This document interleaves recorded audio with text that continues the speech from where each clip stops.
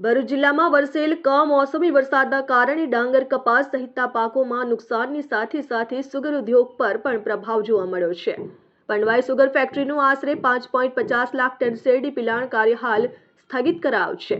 સામાન્ય રીતે દિવાળી બાદ ફેક્ટરીઓમાં શેરડી પિલાણની શરૂઆત થતી હોય છે, પરંતુ અણધાર્યા વરસાદને કારણે ખેતરો ભીના બની જતા ખેડૂતોને શેરડીનો પાક બહાર કાઢવામાં મુશ્કેલી પડી રહી છે. ખેતરોમાં કાદવ હોવાના કારણે શેરડી કટિંગ કરી ટ્રકમાં ભરવામાં આવે છે, પરંતુ જમીન ભીની હોવાના કારણે આ પ્રક્રિયા અટકી પડે છે. આ અંગે પંડવાઈ સુગર ફેક્ટરીના મેનેજિંગ ડિરેક્ટર મુકેશ પટેલે જણાવ્યું છે કે પિલાણ કાર્ય માટેની તમામ તૈયારીઓ પૂર્ણ થઈ ગઈ હતી, પરંતુ વરસાદી પરિસ્થિતિને કારણે હાલ પિલાણની પ્રક્રિયા શરૂ થઈ શકી ન હતી. જો હવામાન અનુકૂળ રહેશે અને ખેતરો સુકાઈ જશે તો 10 નવેમ્બરની આસપાસ શેરડી પિલાણ કાર્ય ફરી શરૂ કરવાની શક્યતા છે.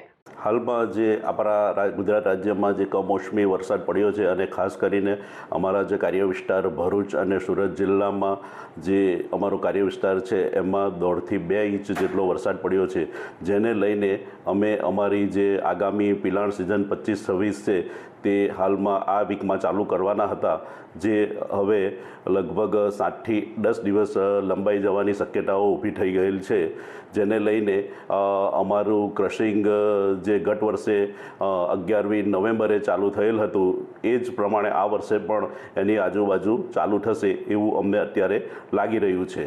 અને હાલમાં જે શેરડી વાવણીનું જે કામ ચાલુ છે એના પર પણ અસર થનાર છે.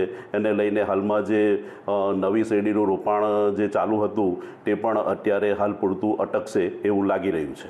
હા, હાલમાં તો અમારી પૂરેપૂરી તૈયારી હતી. અમે પ્લાન્ટ સાઇટ પણ અમારો પ્લાન્ટ રેડી કરી દીધો હતો. લેબર, શેરડી કાપણી કરતા શ્રમિકો પણ આવી ગયા હતા, પરંતુ કમોસમી વરસાદ વરસવાને કારણે હાલ જે પિલાણ સિઝન ચાલુ થઈ શકેલ નથી. Dharmesh Patel, RN news, Ankleshwar, Bharuch.